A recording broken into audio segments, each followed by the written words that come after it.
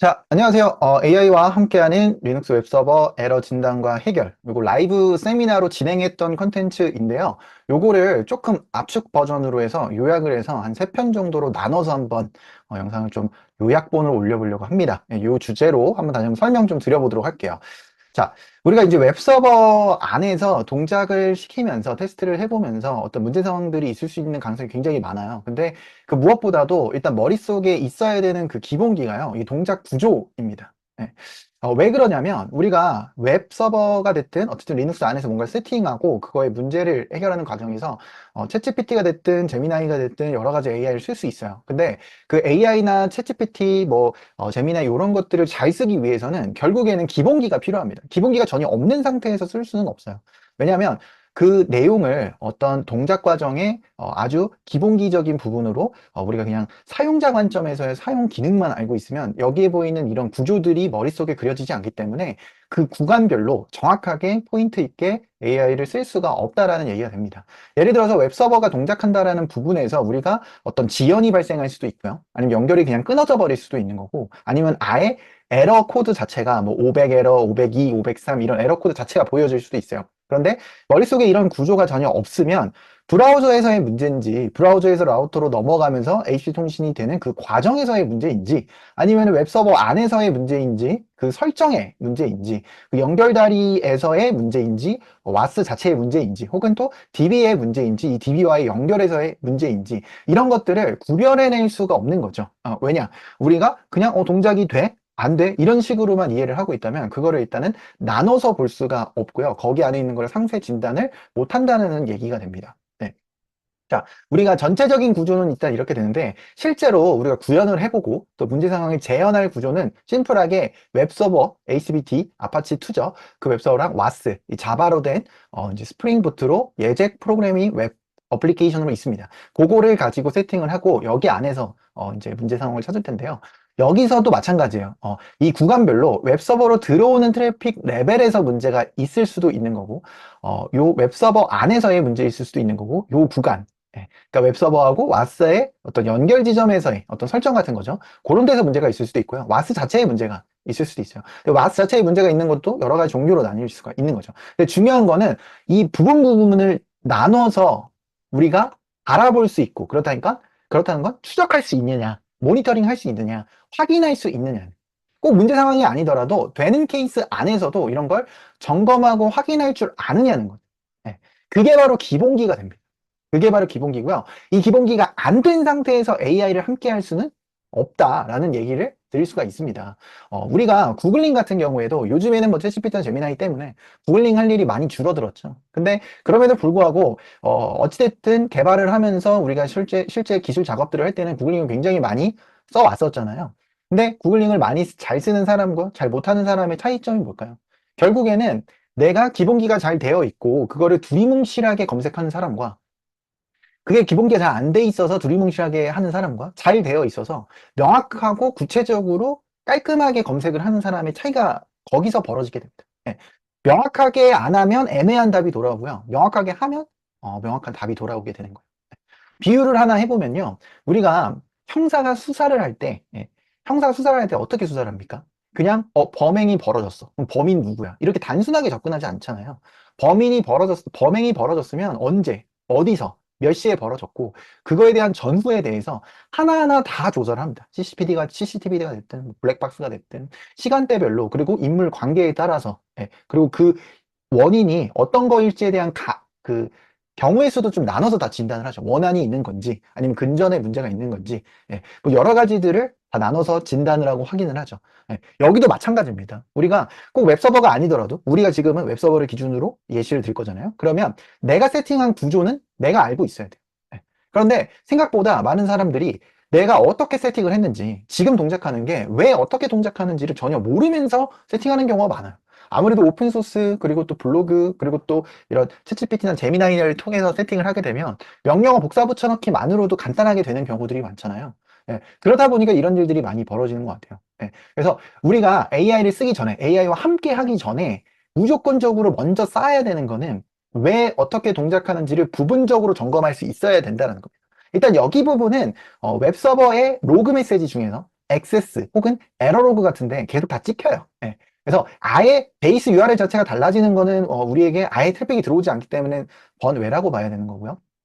트래픽이 들어왔다고 해도 404 오류, 뭐 500 관련된 오류 뭐 이런 것들이 전부 다 이쪽의 트래픽들을 다 로그를 찍는 부분들이 있습니다. 그것들을 확인하고 그거를 되는 케이스 안 되는 케이스를 다 점검해보고 이게 기본기가 됩니다. 80 포트를 점유하는 부분들도요. 만약에 엔진엑스랑 동시에 설치를 했다면 포트가 충돌이 났을 거예요. 그러면은 하나의 웹서버가 제대로 동작을 못할 수도 있습니다. 그렇게 되면은 이 웹서버가 잘 동작을 하는 건지, 80 포트는 그럼 누가 점유를 하고 있는 건지 이런 것들 다 점검할 수가 있어야 되는 거고요. 넷스테이트 명령어라든지 SS 명령 같은 것들 확인해서 점검하는 것까지가 기본기가 됩니다. 네. 여기는요, 설정 부분이 되겠어요. 설정을 지금 같은 경우에는 80 포트에서 8080 포트로 포트 포워딩 설정을 했습니다. 경우에 따라서는 같은 서버에 있을 때 유닉스 소켓 같은 거를 통해서 설정을 하는 경우들도 있고요. 근데 멀티 클라우드로 해서 다른 서버에 아예 있거나 했을 때는 포트 포워딩 좀 많이 사용하게 됩니다. 그러면 그 설정 자체가 문제가 있을 수도 있어요. 그리고 이 와스에서 이 실제 URL에 맨 마지막에 슬래시를 꼭 붙여줘야 되는 경우들도 있거든요.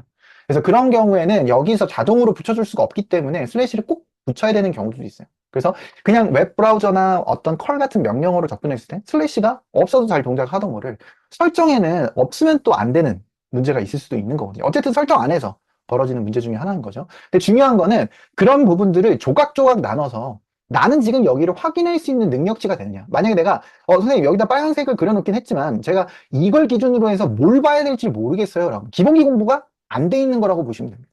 네, 아시겠죠? 여기도 마찬가지예요. 와스라고 하는 부분은 우리가 자바 프로그램으로 실행을 시킬 거고요. 자바 프로그램으로 실행을 시켰을 때 이 친구가 잘 동작을 하는지 8080 포트는 잘 점유를 하고 있는 건지 그리고 점유를 하고 있고 프로세스가 있지만 실제로는 동작을 제대로 안 하고 있는 건지 이런 거를 다 점검할 수 있어야 됩니다. 어떻게요? PS 명령어 같은 걸 통해서 프로세스 자바가 있는지를 볼 수가 있겠고요. 아까 말씀드렸던 넷스테이트 명령어 혹은 SS 명령어 이런 걸 통해서도 80 포트를 잘 점유하고 있는지 다 확인이 가능합니다. 네. 그리고 컬 같은 명령어를 통해서 테스트를 했을 때 행이 걸리는지 아닌지도 다 보면서도 점검을 해볼 수가 있는 거죠. 중요한 거는 그냥 동작이 돼. 이걸로 끝나면 안 되고 부분 부분으로 나눠서 내가 확인할 수 있는 실력이 있는 게 그게 바로 기본기고 그게 바로 AI를 쓸 수 있는 조건이 된다라고 말씀드릴 수가 있겠습니다. 자, 일단은 우리가 본격적으로 웹 서버에 대한 어떤 문제를 재현하기 전에 우리가 그 문제 상황을 재현을 좀 해야겠죠. 그래서 웹사이트에 일단 먼저 들어가서 회원가입이 안 되시는 분들은 하시면요. 내부적으로 사용 가능한 교육용 클라우드가 내장되어 있습니다. 그래서 AWS의 프리티어가처럼 가상머신을 하나 가볍게 무료로 사용할 수 있는 게 가능해요. 그래서 그거를 먼저 진행을 해보도록 하겠습니다. 일단은 먼저 세팅을 해보도록 할게요. 자, 실습 환경 들어가서요. 이쪽을 저 같은 경우는 디스크 삭제하고 새롭게 생성을 해서 똑같이 한번 새로운 로키 10으로 같이 진행을 해보려고 합니다. 실행 누르면은 가상머신이 실행되는 데까지 시간이 조금 걸리고요. 실행이 되고 나면은 요 안에다가 세팅을 할 거고요.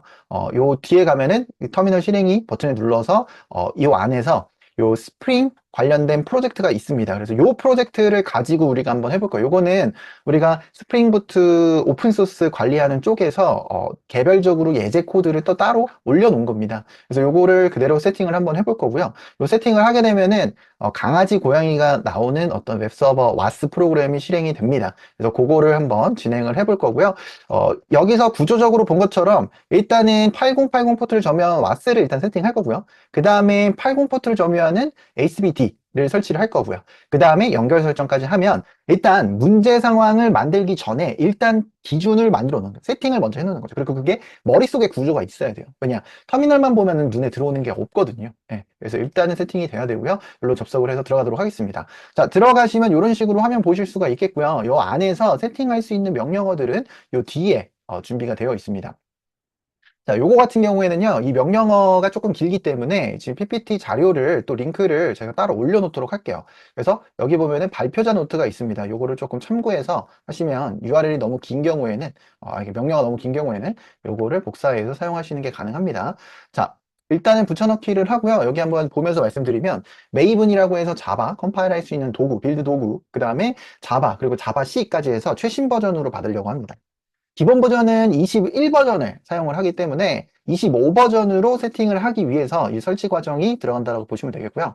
설치를 하고 나면은 지금 여기 밑에 보이는 자바하고 자바C 부분에 최신 버전으로 버전을 변경하는 게 필요할 수가 있어요. 네, 그래서 여기에 변경하는 부분으로 넘어가 보려고 합니다. 자, 세팅하는데 조금 시간이 걸리고요. 지금 하는 거는 와스 세팅입니다. 그 다음에 웹서버 세팅할 거고, 세팅 다 끝나고 나면 문제 상황 재현하고, 예, 그 문제 상황에 대해서 어떻게 진단하고 어떻게 접근할 건지를 AI를 통해서 한번 해볼 거예요. 자, 보면은 일단은 세팅이 됐고요. 아까 말씀드렸던 최신 버전의 그 설치된 걸로, 그러니까 지금 두 번째죠. 두 번째 걸로 변경을 해주셔야 돼요. 그리고 자바 C도 두 번째 걸로 변경을 해주시면은 자바의 버전이 25 버전으로, 자바 C의 버전도 25 버전으로 되어 있는 거를 점검이 가능합니다. 이렇게 해서 준비 세팅을 했고요. 그 다음에 지금 우리가 요거 복사를 해가지고요.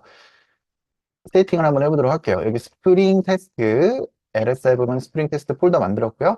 git 클론을 해가지고 요거를 받아보도록 할게요. 자, 소스 코드 받았습니다.